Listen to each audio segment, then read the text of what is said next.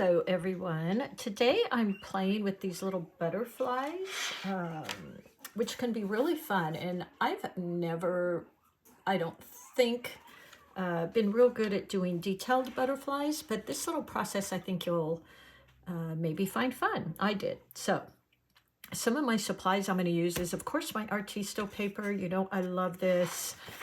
This is my spring one, meaning I have tons of these and I catalog them. And so I will, matter of fact, I should do that now. I'm just going to write on here.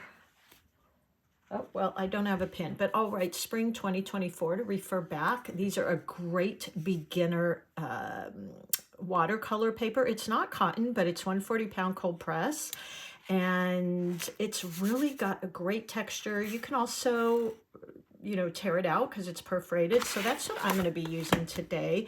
And I believe you get a 3-pack of these. That's how I buy them in bulk. So, but they are a 3-pack. And then I've got my wash and rinse water. So my 2 containers, I did a little practice, so they're turned a little bit pink here, but this is my water to wash my brush, 1 to rinse, really important. And then I've got my paper towel here just to blot off my brush. And I'm using my Lang set, another fabulous beginner pigment. And just a couple things about this. Number one, I can be a lazy painter. When I just want to paint, I don't want to have to mix all these colors, and they're all included here. Really beautiful, vibrant, yet they can be very transparent. So well done, my Lang. I love these. This is their smaller set, by the way, but look at all these browns and reds and pinks. Their pinks, I'm telling you guys, are to die for. Of course, I love my Quin Magenta. And let's see, for my brush today, I am going to use, this is just a little Zen Art brush I picked up last year. It's, again, made by Zen Art, and it's a number 12. They call it Angled. I love the company just because, and I'm not affiliated with them, just because it's a woman founder, and she was a mommy, and I like, you know, trying out those type of creators. So I am going to be using this today, and let's go ahead and get started. I think this will be really fun. I love creating my butterflies like this. So I'm going to show you a couple different ways. The first one is I'm just going to wet my brush, and let's see. I feel like I want to get my water in here. I don't think it's going to fit unless I get probably too far away. So I go ahead and, oops, now I'm spilling my water. I'm going to go ahead and load my brush with water, but I always kind of tap off. I'm always saying, you know, tap, tap, tap, get that extra water off. And then I will go ahead and pick up some of this, my favorite color, which is the Rose Madder and the Lang, but this could be Quin Magenta if you're using a Winsor Newton. And I'll just put some of that in my palette, which shockingly, I don't have any in here already. So I'm loading my brush, and it's about, I'm using today about probably 50-50, 50 pigment, 50 water. So it moves rather nicely in my palette. And before I go to my paper though, I make sure, and here's where that tap, tap, tap comes in, I just tap it off and get rid of any excess on there. And then what I'm going to do is I'm going to hold my brush to the side, almost horizontal, and I'm going to put the tip or the toe, the point of my brush, the long edge, right, excuse me, kind of pointing in towards where his little body will be. Excuse me. And then what I'm going to do is I'm almost laying it on its side. At the same time, let me just show you. I'm going to kind of wiggle my brush to make the edges of the butterfly wings. So laying my brush down and then dragging it up, but I'm pushing into my brush, so I'm really opening up that belly. And then here is that wiggle. And then I start lifting up, and I just bring it in. Look at that. what a wonderful little wing that is. And then I'm going to do the bottom wing here. I'll just leave the slightest sliver of white. So I do the same thing. I go in and I'm going to open up the belly of my brush. So I'm applying pressure and I'm even lifting my brush a bit and going to create a little bit larger wing for the bottom. And you might just have to fill in a tad bit there. While it's wet, what I'm going to do is I'm just going to rinse my brush, wash and rinse my brush, tap it off, and I want to pick up, you could actually use blue or purple or whatever color, but I've got black here, and I'm going to go in and create his little body,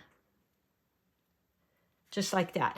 And see how it's spreading in? So that's why actually purple would be really pretty, or any colors.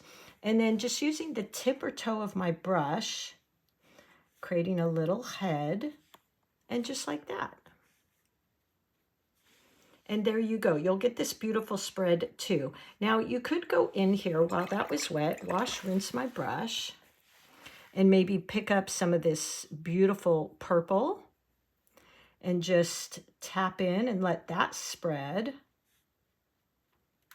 Something like that. And what I'll probably do even as well is just add a tiny bit more to his little wing. So I've got that big, beautiful wing there. And now I'm just going to turn my paper and do the other side. Now here's where it gets tricky for me anyways. I don't tend to be able to get my wings straight. I don't know what it is, guys, but I never can. So I do the best I can. They usually are a little bit wonky. See, look at that. Perfectly imperfect. And then I'm going to do that bottom wing.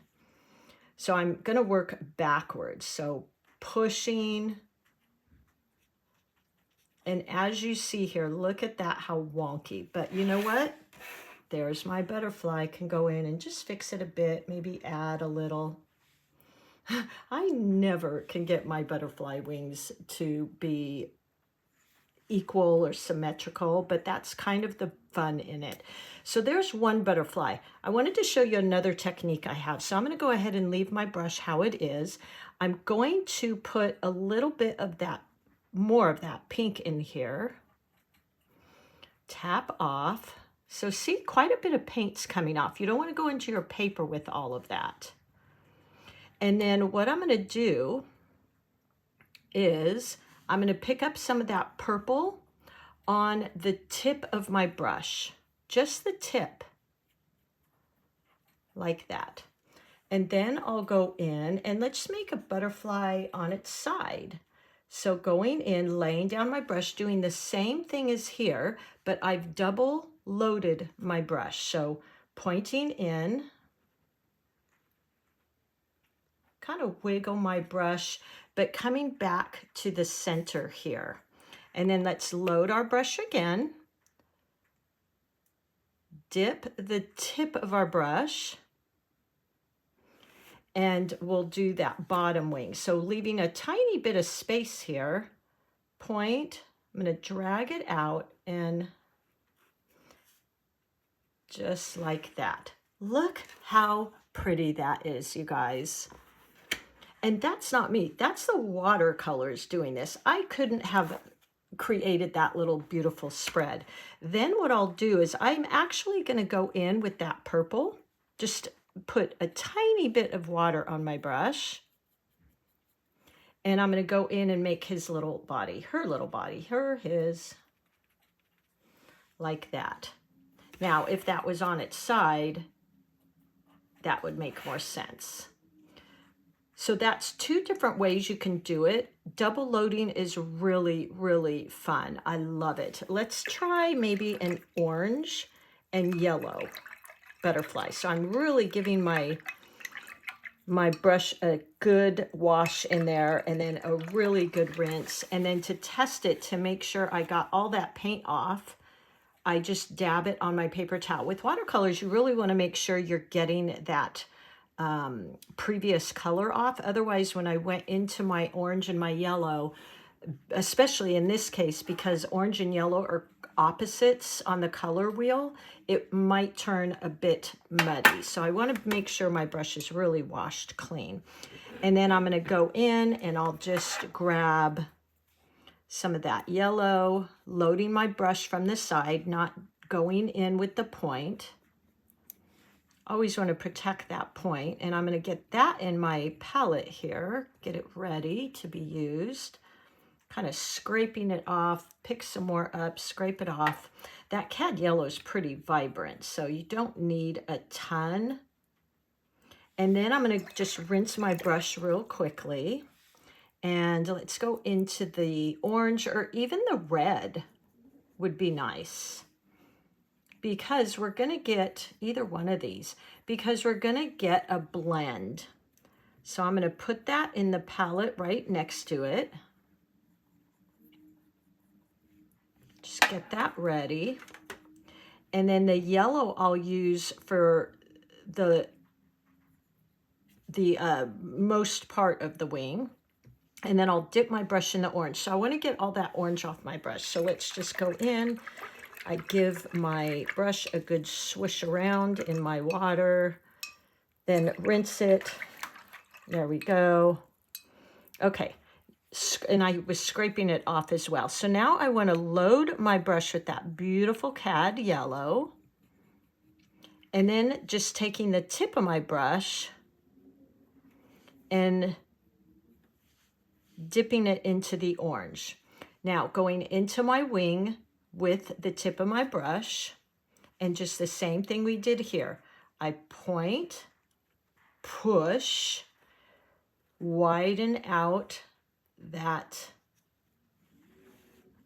the barrel of the brush, and then go in again, pick up some more yellow, both sides, dip the tip into the orange paint, and let's go in and try it again. Point, leaving a space between the two.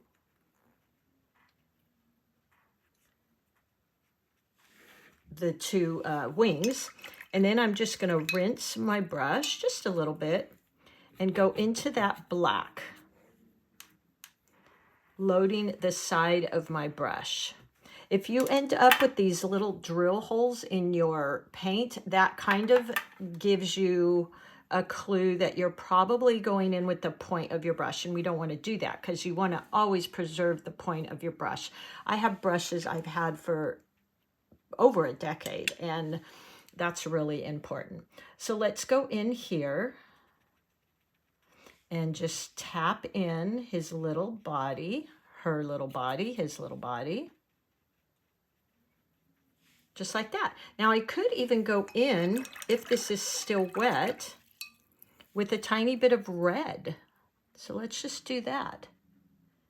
Look how beautiful that is. That again, that's just watercolors, guys. I'm letting the watercolors do all the work here. So wash and rinse my brush again because I want to get all of that dark black out. And there you go. The other thing this really creates well, this angle brush, is it already looks like little petals, doesn't it? So this would make beautiful petals as well. Let's see, let's go into, how about if we try, what other color do we want to try to mix together? How about blue and purple? That's another wonderful combination I really like. So I'm going to put some of that paint into my palette here.